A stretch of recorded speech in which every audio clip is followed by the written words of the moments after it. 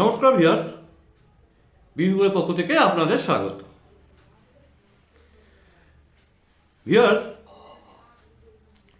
আজ আমার টপিক চর্চায় শ্রী শ্রী স্বরূপানন্দ। কিন্তু দেখুন, কেন জানেন সকাল থেকে এই স্বরূপানন্দজির একটি গান আমার ভেতরে গুঞ্জরিত হচ্ছে, জানি না কেন হচ্ছে। গানটি কি? গানটি হচ্ছে, আমি এমন মানুষ চাই, মান অপমান পতন মৃত্যু গ্রাহ্য যার নাই, আমি এমন মানুষ চাই। এই গানটি আপনারা নিশ্চয়ই সবাই শুনেছেন, স্বরূপানন্দ সঙ্গীত। আমার গুরু ভাই ওটা তো শুনেছিনি। তো আমি এমন মানুষ হয়ে গেছি ভিউয়ার্স, আমার মান সম্মান পতন মৃত্যু কিছু গ্রাহ্যই করি না আমি। এই সকাল থেকে আজকে যেন আমার এটাই গুনগুন করে গানটা আসছে। বলবেন কেন বলছেন এ কথা? বলছি এই জন্যই ভিউয়ার্স, যে আমার আজকের এই টপিকসটা এত ইম্পর্টেন্সই রয়েছে, অথচ দেখুন ভিউজ হয় না।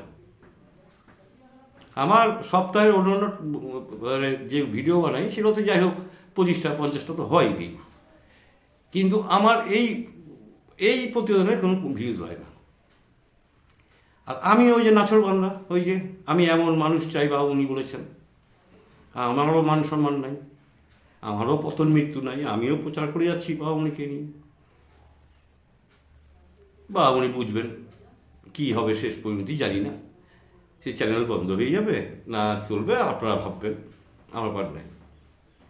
তো যাই হোক ভিউয়ার্স, আমি যেটা বলতে চাইছি যে বাবা মুনির যে ব্রহ্মচর্য সাধনা বা চরিত্র গঠন আন্দোলন, তিনি তো বাবা মুনি প্রাণপাত করেছেন, মানে যুবকদেরকে নিয়ে চেষ্টা করেছেন তাদেরকে মূল স্রোতে ফিরিয়ে আনা। এর তো অস্বীকার করার কোনো জায়গা নেই। সেগুলো নিয়ে আমি একাধিকবার প্রতিবেদনও বানিয়েছি, আপনার সঙ্গে শেয়ারও করেছি, আপনারা জানেনও। আমি রিসেন্ট ভিউয়ার্স একটি প্রতিবেদন হাতে পেলাম, একজনের লেখা, আমাদের গুরু ভাই, উনি কলকাতা থেকে লিখছেন, সে অনেক দিন আগের কথা, শ্রী অশোক রায়।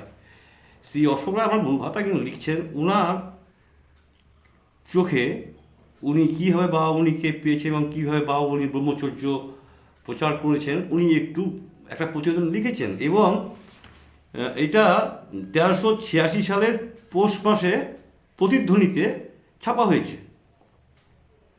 1386 বঙ্গাব্দের পৌষ মাসে প্রতিধ্বনিতে ছাপানো হয়েছে। ভিউয়ার্স, আমি ওনার এই লেখা পড়ে না একটু আপনাদেরকে শেয়ার করি। ওনার অনেক বড় প্রতিবেদন, অত বড় পড়া যাবে না। শেষাংশ মানে শেষের অধ্যায়টা আমি আপনাদের একটু পড়ে শোনাই। আপনারা অনেকে হয়তো অশোকদাকে চেনেন আপনারা, বা উনি এখন হয়তো বেঁচে নেই, অনেক দিনের কথা। যাই হোক, তার পরিবার রয়েছে, তাদেরকে আমি বিনম্র শ্রদ্ধা জ্ঞাপন করছি, জয়গুরু সম্ভাষণ জানাচ্ছি তাদের, হয়তো আছেন ওনারা। তো এই যে ব্রহ্মচর্য, উনি বলছেন যে বাবা মুনি কীভাবে ব্রহ্মচর্যকে দেখছেন। দেখুন, বলছেন যে এই সত্যটি, এই ব্রহ্মচর্য, এই সত্যটি জীবনের অতি শৈশবেই উপলব্ধি করতে পেরেছিলেন বাবা মুনি, একদম শৈশবকালে। তাই কৈশোর পার হতে না হতেই সেই তরুণ সন্ন্যাসী হুঙ্কার ছাড়লেন, ব্রহ্মচর্য করা।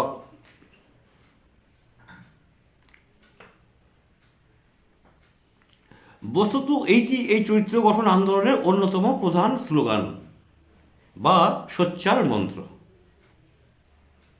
জনে জনে দুয়ারে দুয়ারে সুদূর পল্লীর কোণে কোণে গিয়ে কখনো কানে কানে কখনো প্রকাশ্য সভায় এই মন্ত্রটি তিনি বিতরণ করে এসেছেন অনাত্মীয়, অজ্ঞাত, অজ্ঞাত, অবহেলিত লক্ষ লক্ষ কিশোর কিশোরী, তরুণ তরুণীদের মধ্যে। ভাবুন ব্যাস, কি সুন্দর লিখেছেন উনি। যেখানে তিনি পৌঁছতে পারেন নাই সেখানে চিঠি লিখে লিখে বাণী প্রচার করেছেন। তারই কিছু কিছু সংকলন আমরা পাই আজিকার চরিত্র গঠনমূলক সুবিশাল স্বরূপানন্দ সাহিত্যর নিচয়ের মধ্যে। আমরা দেখতে পাই এগুলো। সত্যকে আরও দিন তিনি একা পায় সঙ্গী সাথীহীনভাবে প্রচার করে এসেছেন। জীবন সায়ান্নে এসে তিনি ডাক দিয়েছেন আন্দোলনের, সকলকে নিয়ে সকলের উদ্দেশ্যে। বিশ্বকে তার এই মহৎ উত্তরাধিকার দিয়ে যেতে তিনি ব্যগ্র। তাই জাতি এবং পৃথিবীকে তিনি ডাক দিয়ে বলেছেন যে চরিত্র গঠন আন্দোলন করো, ব্রহ্মচর্য করো, ব্রহ্মচর্য করাও। একাই তিনি এতকাল ভিত গড়ার কাজ করে এসেছেন লোকচক্ষুর অন্তরালে। এখন তার সে অবকাশ ও সময় নাই। তার জীবনের বহু সাধনার ধারা এখন একটি প্রধান জাহ্নবী ধারায় এসে মিলিত হয়েছে, যার নাম হলো চরিত্র গঠন আন্দোলন। এর মধ্যে আছে ব্রহ্মচর্য, সংযম, ত্যাগ, তপস্যা, বিশ্বপ্রেম, স্বদেশ সেবা, অন্যায়ের প্রতিরোধ ইত্যাদি সব কিছু। কি সুন্দর লিখেছেন ভিউয়ার্স, আমার তো শিহরণ জেগে যাচ্ছে পড়তে পড়তে। মহোৎসব মাত্রেই সবাইকে চাই। এতদিন তিনি এর আয়োজন ব্যবস্থাপনা করেছেন, এখন তো সবাইকে আসতে হবে, সর্বত্র জানাজানি হবে, সবাইকে নিয়ে কাজে লেগে যেতে হবে আনন্দের সঙ্গে। মহোৎসব বাড়িতে লোকজন ডাকার একটা নিয়ম আছে। পরিকল্পনা এবং মূল ব্যবস্থার সময় লোকজন ডাকাডাকি অনর্থকারী। Sorry viewers. কিন্তু পরিকল্পনা রূপায়ণ এবং তার ফল বণ্টন অবশ্যই সকলকে নিয়ে সকলের স্বার্থে করতে হয় প্রকাশ্যে। তাই আজিকার এই চরিত্র গঠন আন্দোলনের জনারণ্যে আত্মপ্রকাশ।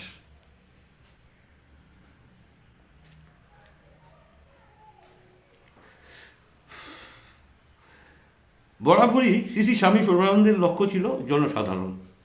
নিজ স্বার্থের জন্য তিনি কদাচ শ্বাস বায়ুটুকুও গ্রহণ করেন নাই। কিন্তু